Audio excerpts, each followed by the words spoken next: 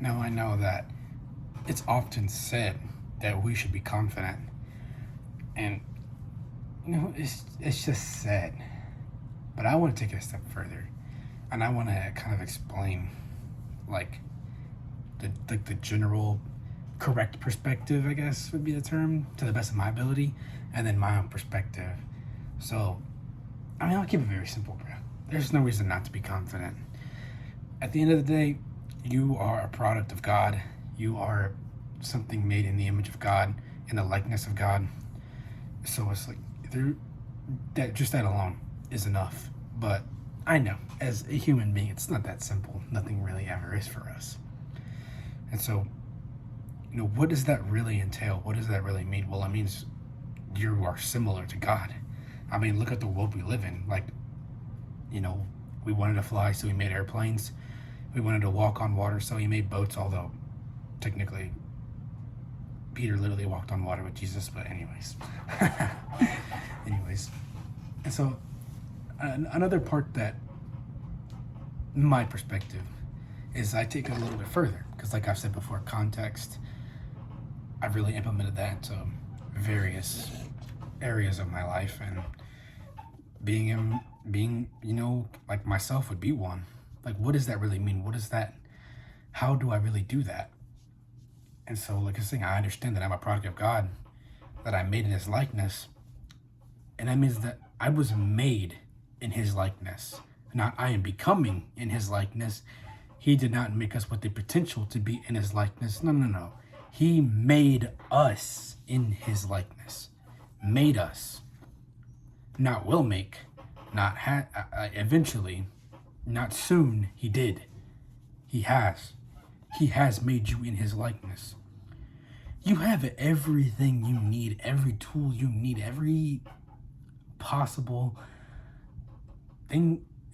All your needs and wants. You really have. You have them fulfilled.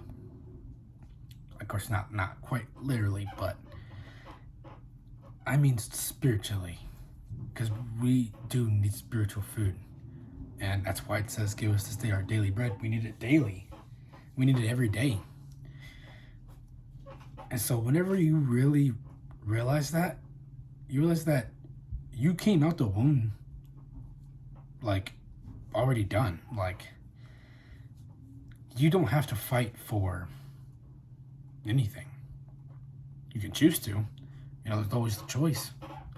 You can always chase after anything you want. It's a free will. It's your choice. But you don't have to. Dealing with God. If you just simply accept and let Him into your heart, you have a relationship just like that. That's all it is. It's not, there's no, you have to stop sinning. You have to, do this, that, and the other. You don't have to fulfill any conditions. It just is. It just is. It's just a matter of if you choose it or not. Whenever you start to realize that the most common denominator in every one of your problems is yourself, you realize that, hey, I can change this. I can change myself. And then these things will gradually change around me. And they do. They do. I've had happened to me before with several things. Multitude of things. Almost everything. And that's another, funny enough, that's another thing that I got from TikTok is like, I don't remember what the term was for it or whatever, but it was basically instant, like, accountability. Instantly taking accountability for anything and everything that happens. And that's a very godly mindset to have, because rather than looking at the world and saying that whatever, realize that you are not of the world. You have no part in the world. The only reason why you are in the world at all at any point is to reach out to the other people in the world that are not supposed to be in the world, which is everyone. No one's supposed to be in the world. No one is supposed to be dealing with the things that we that we deal with now, that we suffer, that we, the trials, the tribulations, all that. They really are never supposed to go through any of that. But man chose sin. Man chose sin. Man chose to create suffering. And because of that, we have, to this day, we still deal with the consequences of our great ancestors. But then realize and understand that you could be the end of all the problems in your specific family's generations. You have the power to do anything. I mean, scripture says, I can do all things through Christ who strengthens me. If you do something through him, it's a done deal. It's a done deal. It's like, are you starting to see how there's so many different factors into your confidence? Like, it's like, there's multiple reasons. It's like 1/10 of it is one reason, another 10th is a different reason. Once you start to gather the pieces and put them together, and then you have the full completed definition, your way of explaining it, your way of seeing it. I mean, I can't even describe how liberating it is, how unbelievably freeing it is. That's what I want you to have. I want you to have that, because I know personally how desperately I needed it.